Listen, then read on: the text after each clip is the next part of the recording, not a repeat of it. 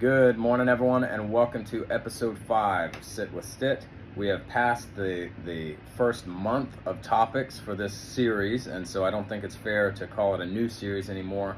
But what we do is just take on an important, controversial, or taboo topic and contend with it for the internet. So here we are. If you had ever told me that I would discuss this week's topic publicly and put it on the internet to live forever, I would have laughed at you prior to this moment. But here we are.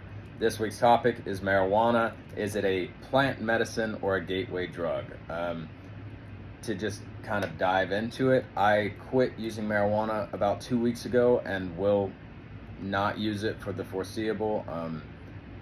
But prior to that, I used it for 3 or 4 years in what I considered to be a medicinal sense. What did I learn? Why did I stop? Would I recommend it to others? Let us discuss.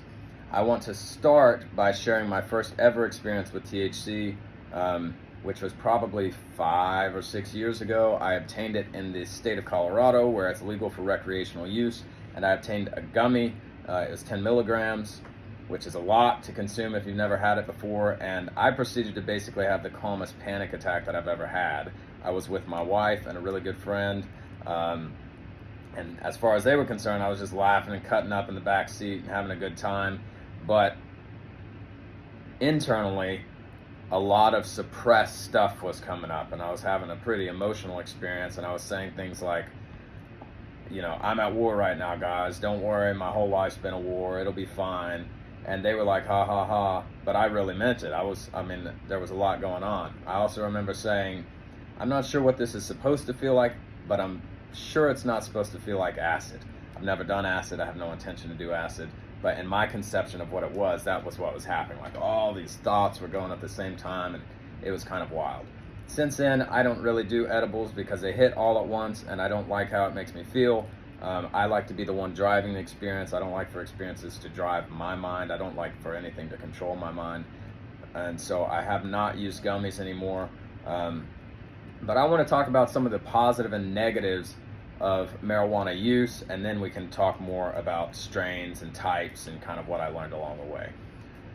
I want to start with the negative aspects because when you post a provocative title like marijuana, plant medicine, or gateway drug, people like to judge you. So I want to get ahead of that and talk about some of the negative aspects.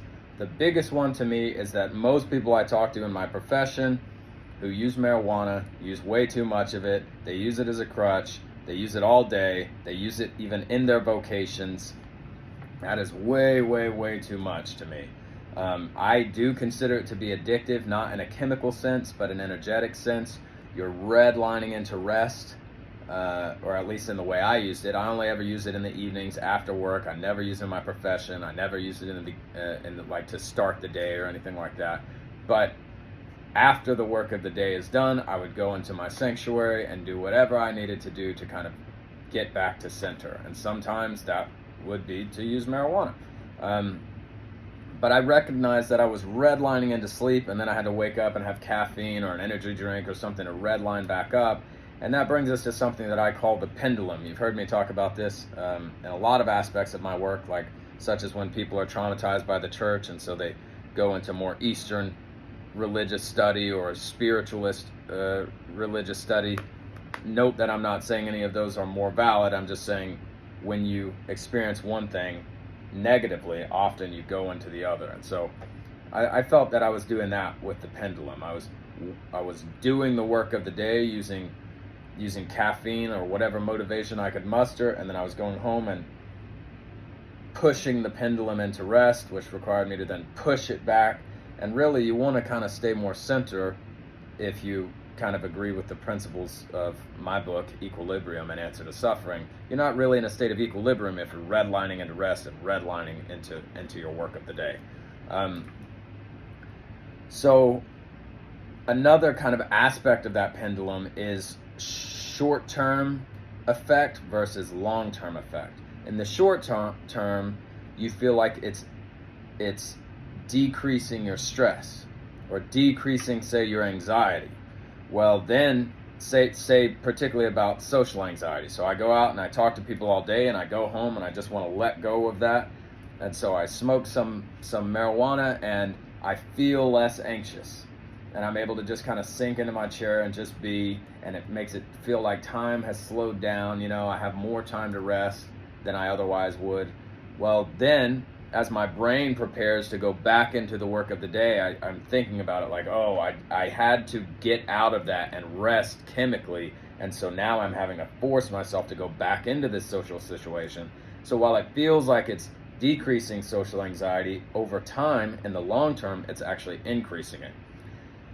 I noticed that a lot of people who use marijuana use it to enhance experiences. And I used to do this too. I would go walk 5 miles in the woods by myself, or if I had a day on a river, I would use some, and it would just feel so much more beautiful. I could hear all the sounds and the wind. I would just kind of zone out in the forest, and I would look up, and there would just be, a herd of deer right in front of me, and I just felt really like I was sinking into nature and more a part of it. You taste foods more. I'm getting into some of the positives, but in this sense, it's actually a negative, because what I ultimately learned is, well, then what happens if you go onto a river without it, or you go into nature without it? Even, if you're being intimate with a partner, like, you feel things more, you taste things more, your senses are enhanced. But as a result of that, think about like people who use pornography or something like that. You're seeing the utmost version of this thing that happens, and then there are these unreasonable expectations that all intimate partners would do those things or something. So you're basically kind of disrespecting the organic experience in favor of the enhanced one. Life is good enough. There's this word enoughness that is very important in my work. Nature is beautiful enough on its own. The mighty Obed River and the mountains surrounding it and the stars above it, you do not need to enhance that experience. That experience is enough. And if you're constantly training your body, I need my food to taste better. I need to smoke before I eat. It'll taste better. I need to smoke before I'm intimate with my partner. It'll feel better. I need to smoke before I go out into nature. I'll feel closer to God. Well, what you're telling your body is that your organic human experience, absent chemicals, is not worthwhile on its own. And I think it can really become even more beautiful to appreciate the organic experience. And in a sense, it is more pleasurable to not need to enhance the experience, because you're acknowledging how beautiful it is on its own.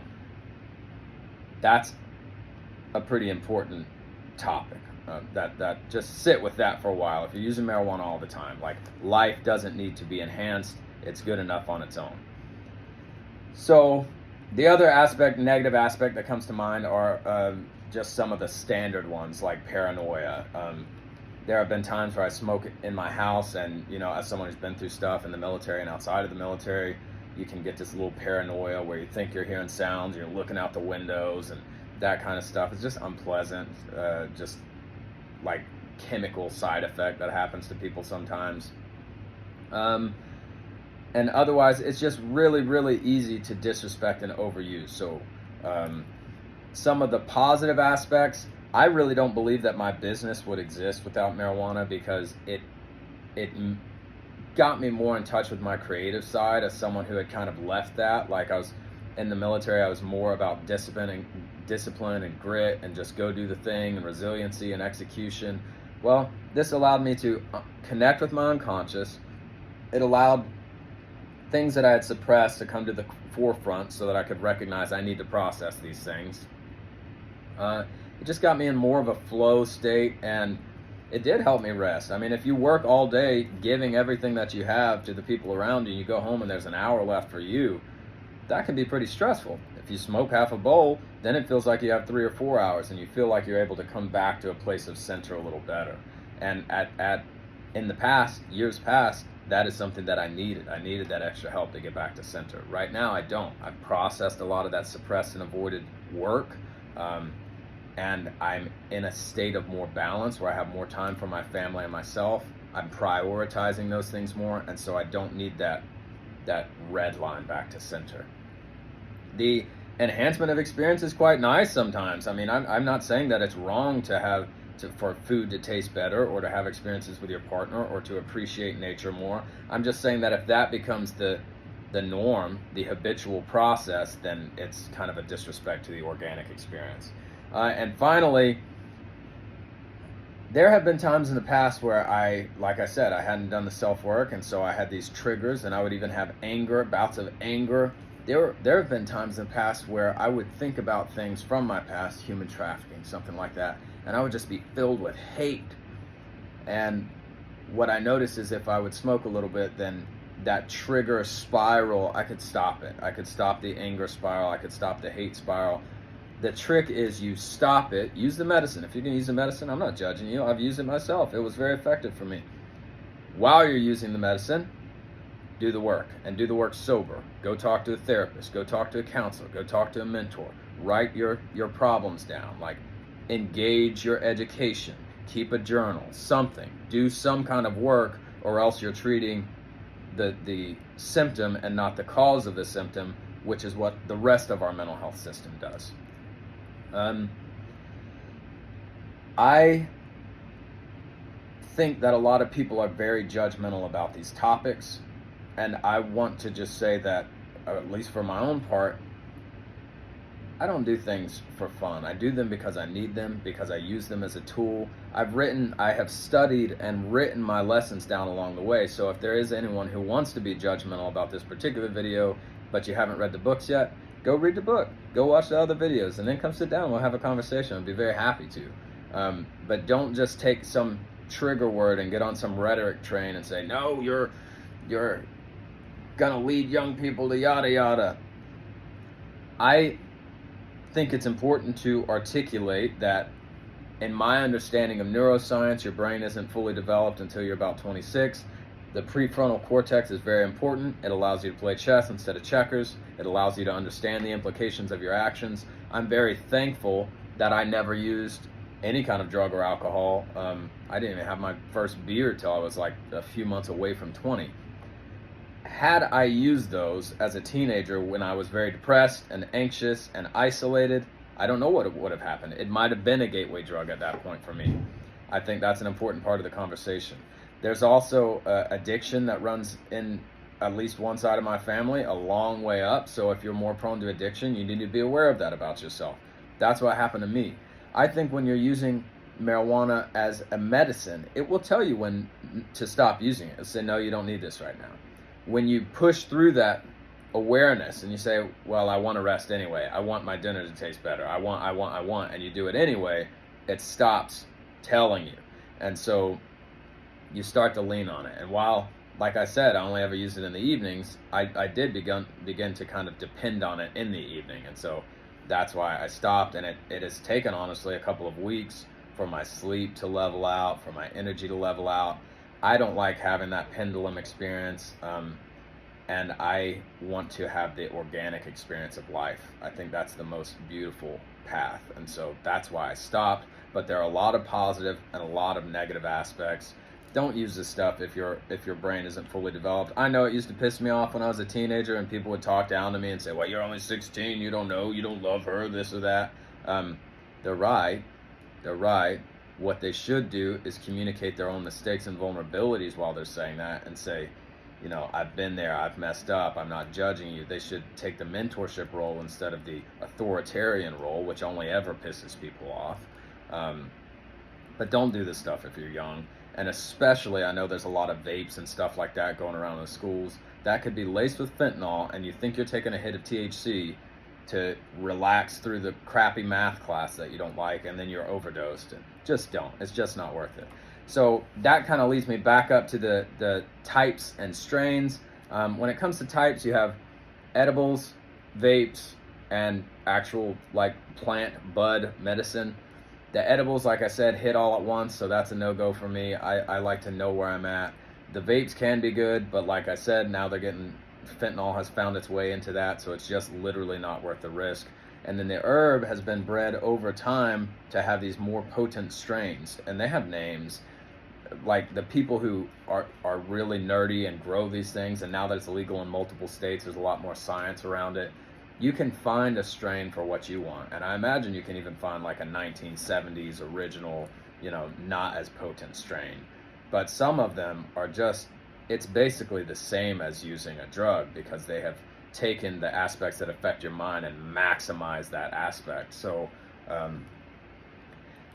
there's the indica strain, which someone once told me is like in the couch that brings you down. And then there's the sativa strain, which is like creative kind of energy. And then even in Tennessee, you could get CBD legally now. And so you don't have to break the law to use this. I've even heard people say that there are, I think they said Delta 9, like the difference between Delta 9 and actual THC is literally fire or something like that. I don't really know. I'm not all in the weeds about it. What I do know is that a lot of people describe to me, and I have experienced, that when you take CBD, you don't feel it in your body as much, i.e. you don't feel it in your nervous system as much. So if you're going to use this, keep all of these positive and negative in mind, do your research, and find a strain that will help you accomplish what you want to. And then I only recommend using it if you are over the age of 26, so that you're not stunting your brain development. I don't think personally that it's a gateway drug, but then again, I used marijuana before I used psilocybin, which was the topic of episode 1. I don't have any intent to use any other drugs. Those are plants made by God. I like nature. I like God. I wanted to experience the plants. I'm an adult person, so I decided to see what those medicines could do for me.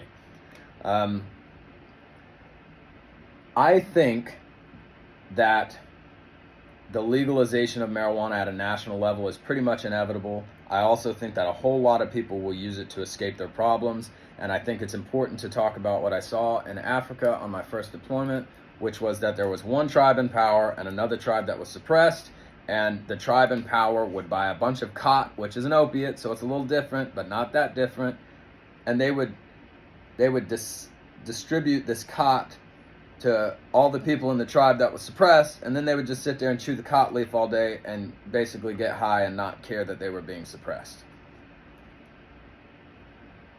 Just saying, maybe I should stop talking there and let people read for themselves. But if marijuana is legalized, you're less reactive, you're less offended by things. And so if you're smoking all day and the government says, well, we're going to take this right and change this right, and you can't do this anymore, and those sorts of things, I just think it's important to be aware of. I don't live in the state of constant preparedness or like being on guard all the time that I used to, but I think it's important to note that if I'm stoned sitting in a rocking chair in my living room and someone beats on my window, I have a different reaction than when I'm sober and someone beats on my window. So I even remember one time I had a neighbor who had gotten intoxicated and was being aggressive. It was a female, so it was okay, but I had used marijuana, and so I just very calmly went out there and kind of escorted her off the property. Had I done so in that case, it was a good thing because I had this calm reaction. In other cases, maybe it's not. What if someone broke in my house with a gun? I'm sitting there stoned, and it's my job to defend my family, and I am slower because I've used some medicine. Like, you just at least have to be aware of the risk that you are probably less quick to react and less quick to defend your family if you're using that than if you're not. And let me just look at my notes real quick. Use it in a safe environment if you're going to use it. Understand the risk. If you notice that your tolerance is growing, that means to me that you're using too much. Like, if I took a hit right now, I would experience that medicine. If I took a hit every day for 3 months, by the end of that 3 months, I'm 5 or 6 hits to experience that. So that just shows you are on a trajectory to be dependent on it energetically. There was one more point that I wanted to make, and I don't want to overlook it.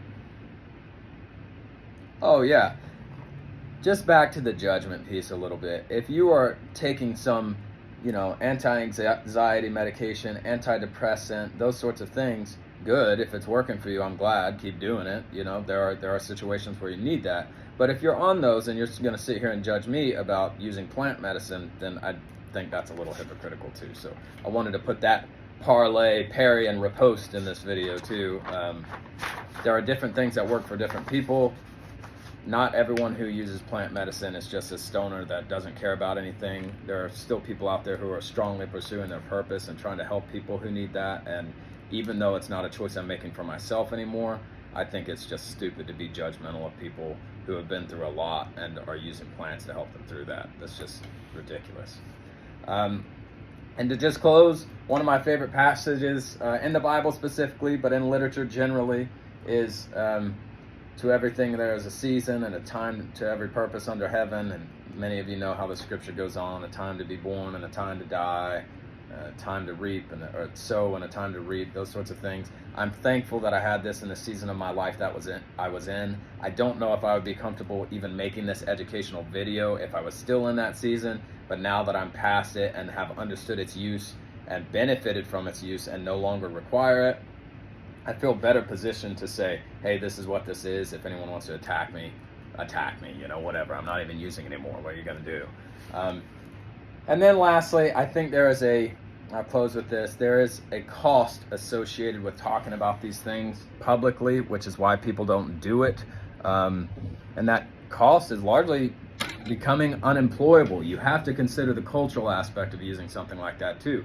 Many, many jobs require you, at least at this point, to take a drug test, and if you have THC in your system, then you fail. So in a lot of ways, that's keeping people from using medicine that might benefit them. In a lot of ways, it's a healthy deterrent for people who shouldn't be using it anyway.